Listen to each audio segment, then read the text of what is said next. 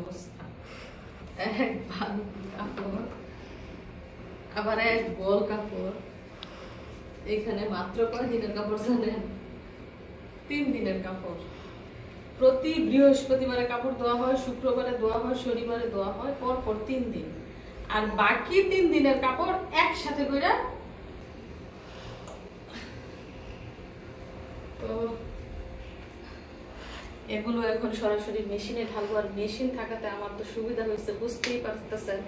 এতগুলো কাপড় আমার হাতে ধোয়া সম্ভব ছিল?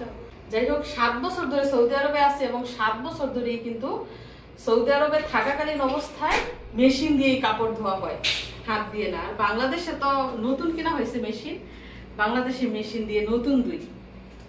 এই যে দেখেন, মিশারিকে এখন বলা মাত্রই সে তার বোনকে কোলে নেয়, কারণ মিশারির এখন তার বোনের প্রতি মোহাব্বত বেড়ে গেছে। প্রথমে মিশারি তার বোনকে 0% পছন্দ করতো, তারপর আস্তে আস্তে আস্তে আস্তে এখন কত পার্সেন্ট বাবা?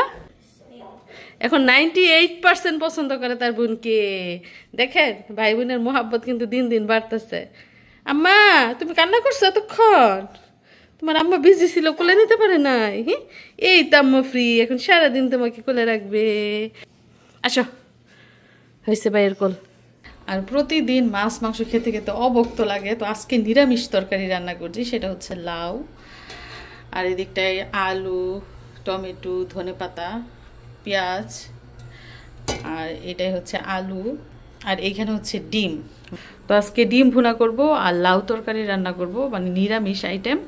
আর এই পাশ দিয়ে তো দেখতেই পাচ্ছেন ভাতের বলক এসে গেছে, তো ভাতের মার গালবো, তারপরে তরকারি বসাবো। তো এক একজন এক এক কাজ নিয়ে ব্যস্ত। আর এদিক দিয়ে আমার সোনামণিটা দেখুন প্রতিদিনের মতো আজকেও ঘুমাচ্ছে। তো আমি সবসময় রান্না বসানোর আগে তাকে গোসল করিয়ে তারপর ঘুম পাড়িয়ে দেই, এবং অনেক সময় দেখা যায় আমার রান্না শেষ হওয়ার পরও সে ঘুমায়, আবার অনেক সময় দেখা যায় অর্ধেক রান্নার মাঝখানে সে উঠে যায়। তো ঘুমাচ্ছে এখনও পর্যন্ত, আমার রান্না এখন অর্ধেক অবস্থায় আছে। অবশেষে 2 ঘন্টা পরে আমার রান্না বান্না হলো। তো চলেন দেখি কি কি রান্না করলাম। আমার ভাইয়ের বউ খুব ব্যস্ত মোবাইল নিয়ে। এই যে লাউ তরকারি রান্না করেছি, নিরামিষ লাউ তরকারি, টমেটো, ধনেপাতা আর সরিষা দিয়ে বাগার দিয়েছি। এই তরকারিটা কিন্তু সবাই পছন্দ করে, আমার ভাইও পছন্দ করে, মিশারির আব্বুও পছন্দ করে, মানে রুটি দিয়ে খেতেও পছন্দ করে। এই হাঁড়িতে রয়েছে ভাত, মানে 2 বারের ভাত একবারে রান্না করি। বাচ্চা নিয়ে 2 বার রান্না করা সম্ভব না, একবার রান্না করতে কষ্ট হয়ে যায়। তারপরে এটাতে কি রান্না করলাম? এটাতে রান্না করলাম ডিম ভুনা। তো আমি আগেই বলেছি যে মাছ মাংস খেতে খেতে অবক্ত, এর জন্য আজকে নিরামিষ তরকারি রান্না করেছি, লাউ তরকারি আর ডিম ভুনা। তো রান্নার কাজ কিন্তু একদম শেষ, দেখতেই পাচ্ছেন হাঁড়ি, পাতিল, চামচ, কড়াই সব কিছু ধুয়ে দেয় একদম পরিষ্কার করে ফেলেছি। রান্নাঘর গোছানো শেষ। আর এই পাশটায় গতকালকের তরকারি রয়ে গেছে, ভাজি আর ভর্তা। তো আমার রান্নাবান্না শেষ, আর এদিকে আমার ভাইও চলে এসেছে, এখন হচ্ছে লাঞ্চের টাইম। আর মিশারি কি করে রে?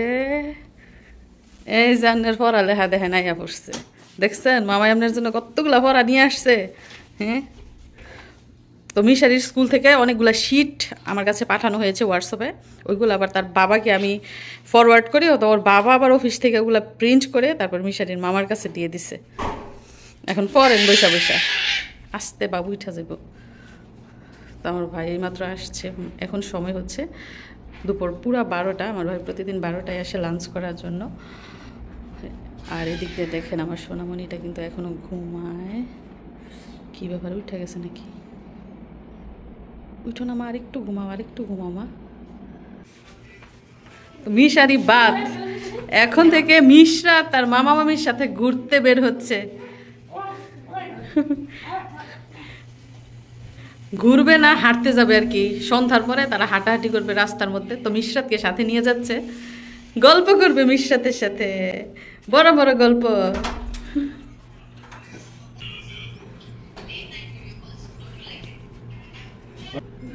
টাটা আম্মু। তো মিশারি এই যে লেখাপড়া করতেছে, লেখাপড়া কইরা সে টায়ার্ড, সে এখন আর বাইরে বের হতে চায় না, সে সারাক্ষণ এসির মধ্যে থাকতে চায়, বাইরে প্রচুর গরম। তো তার মামা মামি ঘুরতে যাবে, বলতেছে মিশরাতকে রেডি করে দেওয়ার জন্য, তাদের নাকি একা একা ঘুরতে ভালো লাগে না, মানে আমাদের বাসার আশেপাশে আর কি হাঁটাহাঁটি করবে। তো মেয়েকে রেডি করাই দিছি, খাওয়াইও দিছি, 1 ঘন্টার মতো রাখতে পারবো আর কি, পরে কান্নাকাটি করবো। মিশারি, তুমি তোমার বোনকে মিস করতেছো না? তোমার আরো ভালো হয়েছে বোন বাসা থেকে। এই যে আমাদের মিশরা তাইসা পড়ছে, মাত্র আধা ঘন্টার ভিতরে আইসা পড়ছে ঘুইরা। মাশাআল্লাহ, ভালো লাগছে বাইরের গরম হাওয়া খাইতে? অনেক গরম, যে টেম্পারেচার এখন 50 ডিগ্রির উপরে। তাছাড়া দেখা গেছে এখন হিউমিডিটি, মানে বাইরে বের হইলে শরীর ঘেমে যায়। এসি ছাড়া কোনো উপায় নাই এই আরব দেশে। লিটল স্টার, লিটল স্টার, আকাশে তারা দেখে আসছো? কয়টা তারা গুইনা আসছো? মিশারি জিজ্ঞেস করো মিশরাত কে কোথায় গেছিল। আম্মা তুমি পার্কে গিয়ে কি দোলনায় দুলছো না সারাক্ষণ মামার কোলেই ছিলা? মামার কোলেই ছিল। ভয় পেয়েছো? এত মানুষজন দেখে তুমি ভয় পেয়েছো? এত লাইট, এত গাড়ি। গিয়েছি মূলত রাস্তার মধ্যে হাঁটতে হাঁটতে হাঁটতে চলে গেছে পার্কে। আমাদের বাসার কাছেই একটা পার্ক আছে, ওইখানে গিয়ে দেখে অনেক মানুষের ভিড়, তো বসার আর জায়গা নাই। তারপর আবার ফেরত এসে পড়ছে। ওই আমার আম্মা জান এখন রাতের বেলাও ঘুরতে ভয় পায় না। বল নিয়ে খেলতেছে। ওই যার একজন শুয়ে শুয়ে অর্ডার দিতেছে, মাথায় যাতে পড়ে না।